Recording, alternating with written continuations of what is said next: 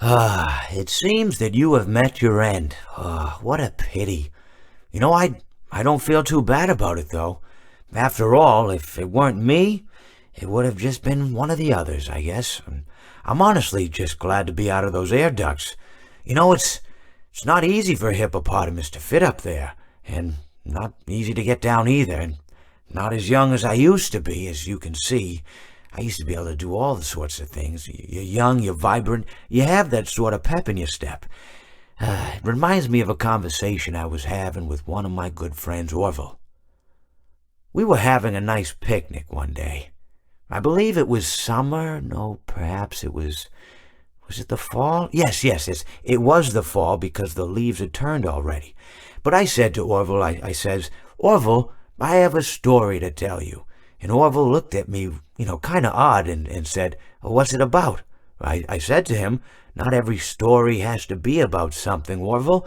Sometimes a person just wants to talk. Why does everything have to be a story? I said to him. He just looked at me and he said, well, you said you had a story. And, he was quite right. I did, in fact. I told him I had a story. I suppose if a person just wants to talk, then it's best to not announce that you're telling a story. Telling a story does come with its own pressures and expectations, I suppose.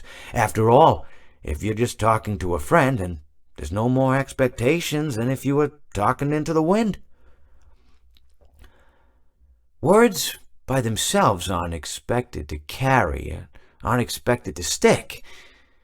But if you announce you're telling a story, well then, there'd better be a point to it all, No one wants to sit and listen to someone ramble on and on and on with absolutely no end in sight. So, it's good to be mindful that when you tell someone that you're about to tell a story, that you have something to say. Telling someone that you're going to tell them a story is tantamount to asking them to stop what they're doing and pay attention.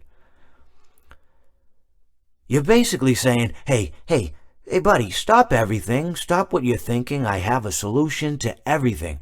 And, well, I didn't really have any story to tell. In hindsight, I probably just misspoke when I said that I had a story. I think it would have just been better to tell Orville that I wanted to tell him something rather than tell him that I had a story. But, even then, it might have put too much importance on the whole thing. Either way, it was quite a nice day.